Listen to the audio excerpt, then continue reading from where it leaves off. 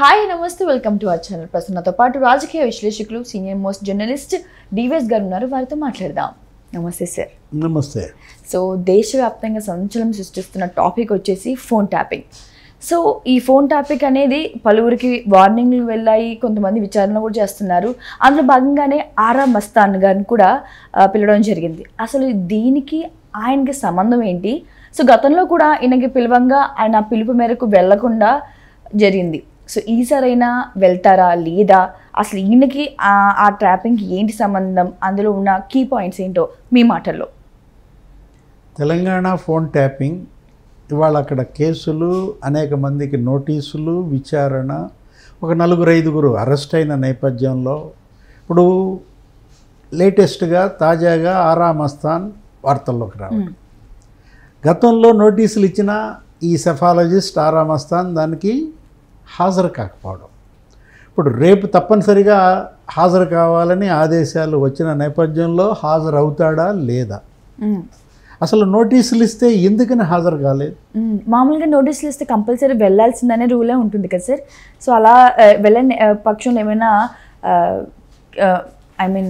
ఏమైనా పరిణామాలు ఎదుర్కోబోతారా? అంటే విచారణకు సహకరించాల్సిన బాధ్యత ప్రతి పౌరుల పైన ఉంటుంది. రైట్, అది పౌర బాధ్యతల్లో ఒక భాగం. మనం తప్పించుకుంటున్నాం, మనం ఎగ్గొడుతున్నాం అంటే కారణం మనలో ఏదో లోపం ఉంది, మనం ఏదో తప్పు చేసాం, అందుకే ముఖం చాటేస్తున్నాం అన్న చెడ్డ పేరు వచ్చే అవకాశం ఉంది. ఇప్పుడు రేపైనా అటెండ్ అవుతాడా కాదా? ఇక్కడ ఇష్యూ ఏంటి, అసలు ఎందుకు ఆరా మస్తాన్కి నోటీసులు వచ్చాయి? అంటే ఆరా మస్తాన్ ఫోన్ ట్యాపింగ్కు గురైందా? గతంలో ఆరా మస్తాన్ తెలంగాణ అసెంబ్లీ ఎన్నికల ఫలితాలు, అంటే ఈయన సెఫాలజిస్ట్, సర్వేలు ఇస్తుంటారు. అప్పట్లో ఏంటి, జగన్మోహన్ రెడ్డి 150 సీట్లతో గెలుస్తాడని చెప్పిన సర్వేతో ఇతను పాపులర్ అయ్యాడు. నిజంగానే జగన్మోహన్ రెడ్డి 151 సీట్లు వచ్చాయి 2019 ఎన్నికల్లో. దానికి ముందు అసలు ఆరా మస్తాన్ ఎవరో ఎవరికి తెలియదు. అట్లాంటిది జగన్ సీఎం కాగానే ఆ ఫలితాలను ముందే ఊహించాడు. ఈయన పెద్ద సెఫాలజిస్ట్, అంత యాక్యురేట్గా ఎలా చెప్పగలిగాడు అనేటటువంటి దీంట్లో అందరూ పార్టీలు కావచ్చు, ఈ సంస్థలు కావచ్చు, ఆరా మస్తాన్ వైపు మొగ్గు చూపటం. ఇక అతను ఒక పెద్ద ప్రముఖ సెఫాలజిస్ట్గా ఒక డిమాండ్. తెలంగాణ అసెంబ్లీ ఎన్నికల ఫలితాలు, దానికి ఆయన ఇచ్చినటువంటి సర్వే.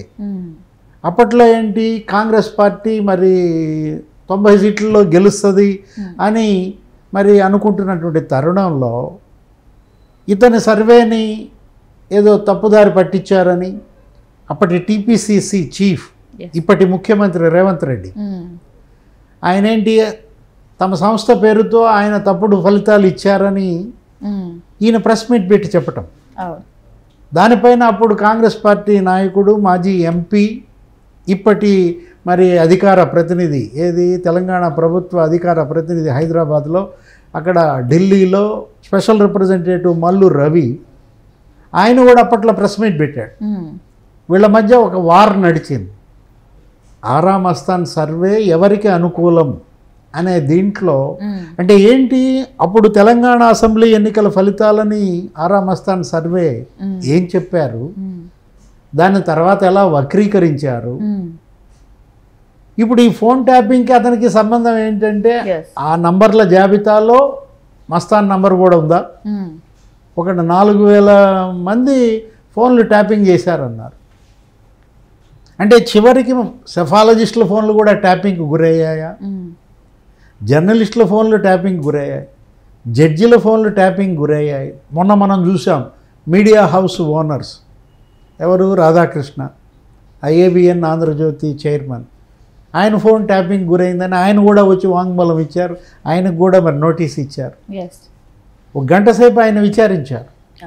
అట్లాగే మరి TV5 చైర్మన్ బిఆర్ నాయుడు గారి కూడా ఫోన్ కూడా ట్యాపింగ్ గురైందన్నారు. అలాగే ప్రముఖ యాంకర్ అనసూయ గారిది కూడా అందులో. అంటే అసలు ఏంటి, అటు సెలబ్రిటీస్, సినిమా హీరోయిన్ల ఫోన్లు ట్యాపింగ్ అని గందరగోళంగా ఈ ట్యాపింగ్ అనేది ఒక భూతంగా, ఏదైనా ఫోన్ ట్యాపింగ్ అనేది తీవ్ర నేరం. అది టెలిగ్రాఫ్ యాక్ట్ 66 ప్రకారం కావచ్చు, లేకపోతే ఇంకా ఇతర చట్టాల ప్రకారం కావచ్చు. ఇప్పుడు ఇందులో కురుకుపోయింది బీఆర్ఎస్. రైట్, అవును. కేసీఆర్ కుటుంబం లేకపోతే కేటీఆర్ ఆయన చుట్టూ ఇవాళ ఈ ఉచ్చు బిగుస్తున్న తరుణంలో అరెస్ట్ అయిన వాళ్ళందరూ చూసినట్లయితే ప్రభాకర్ రావు పరారయ్యాడు. ఆయన ఎక్కడో అమెరికాలో ఉంటే సుప్రీంకోర్టు జోక్యం చేసుకుని అతన్ని రమ్మని పిలిపించడం, విచారణకు సహకరించమని ఆదేశాలు ఇవ్వడం, ఒక 4-5 అరెస్ట్ అయ్యి మరి ఏంటి ఆ రాధాకృష్ణరావు, భుజంగరావు, అసలు ప్రవీణ్ రావు, అనేక మంది రావులు అరెస్ట్ అయ్యారు దీంట్లో. ఏది వీళ్ళు అసలు ఇజ్రాయెల్ టెక్నాలజీ వీళ్ళు పెగాసెస్సా దాన్ని మించిందా, అక్రమంగా దిగుమతి చేసుకున్నారని, ఎక్కడెక్కడ ఎక్విప్మెంట్ వాడారని, వాటన్నిటినీ ధ్వంసం చేశారని, ఒక 17 కంప్యూటర్లు ధ్వంసం చేశారు, ఒక 40 హార్డ్ డిస్క్లు పగలగొట్టి మూసీ నదిలో పడేశారని.